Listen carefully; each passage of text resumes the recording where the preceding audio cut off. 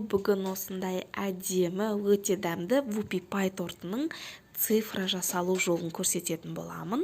Барлық керекті заттарды описанияға жазып кететін боламын. Мен тек қана жасалу жолын айтып кетейін. Ең бірінші бізге шоколад пен сары майды осындай водяная баняға араластырып отырып, осылай ертіп аласыздар. Одан кейін мискаға қантыңызды және де жұмыртқалардың барлығын жарып тастайсыздар да, екеуін қанты ерігенше екеуін жақсылап миксерлейсіздер. Сосын сәл ғана суи бастағанда шоколадты осылай жай ғана қосып отырып, екеуін бірге араластырып миксерлеп жібересіздер. Артынан бетіне ұнды, какаоны, разрыхлительдің барлығын үшеуін қосып, қасықпен кішкене араластырып жүрсеңіз де болады, бірден миксерлеп тастасаңыз да болады.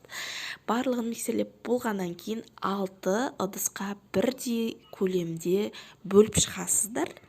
Сосын пергаментная бумагаңызға өзіңізге ұнайтын көлемде бір санын жазасыз да. Жаңағы мысалға кесеге бөлген бөліктердегі жаңағы бір кесені алып, осылай бір цифрасына жағып шығасыздар.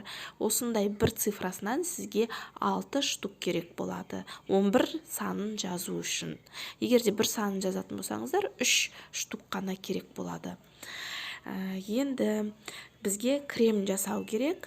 Крем жасау үшін бірінші очередте тек қана қантты аласыздар. Одан кейін маскарпоненің осындай түрі, 500 грамм маскарпонен алдық.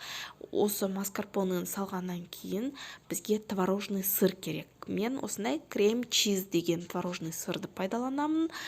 И бірінші сливки қоспай, осы үшеуін араластырып миксерлеп аламыз. Көп миксерлемеңіздер, сұйылып кетуі мүмкін. Примерно осылай араласқанша, барлығы бірдей болғанша осылай миксерлейсіз болды. Сосын осындай сливкиді қосасыз. Осындай емес, кез келген сливкиді қосасыз. Сосын кейін енді, пожалуйста, крем болғанша миксерлей беріңіздер. Крем пайда болғаннан кейін енді тортты сәнділейміз. Ол үшін осындай насадка керек. Мешогыңызға салып, мешоктың төбесін обязательно осылай бұраңыздар. Одан кейін, пожалуйста, торттың бетіне оп-оңай осындай шариктерді қойып тастай бересіздер. Ең бірінші рет жасайтын болсаңыздар, қорықпаңыздар, өте оңай, ешқандай қиыншылығы жоқ. Дәл видеода көрсеткендей, шеттерін бәрін осындай шариктер жасап, ортасын былай спокойно ішін бүйтіп жүргізе саласыз. Тағы да көрсетейін сіздерге. Шеттерін сәнділеп, ортасын дыз дегізіп осылай жаға саласыздар. Тағы да көрсетейін сіздерге. Полностью барлығы толық үшінші ең соңғы бетін ортасын былай дыз деп жүргізе салмайсыздар. Ең соңғы үшінші қабатын барлығын әдемілеп, нүктелеп тұрып істеп шығасыздар видеодағыдай. Барлығы түсінікті деп ойлаймын. Мінеки тортты бітіп қалдық. Мен бетін әсемдеуге мастикадан түнмен отырып гүл жасап қойған болатынмын. Мінеки гүлдерім де шықты. Бұл гүлді жасалу рецептісін тоже салған болатынмын. YouTube каналымнан көре аласыздар.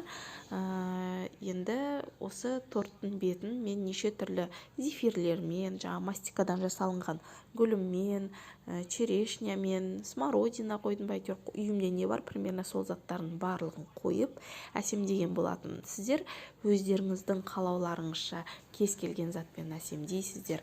Торт өте дәмді, жұмсақ, оригинал рецепт. Міндетті түрде жасап көріңіздер, өте оп-оңай. Және де менің каналыма жазылып, лайк басып, комментарий жазуларыңызды өтінемін.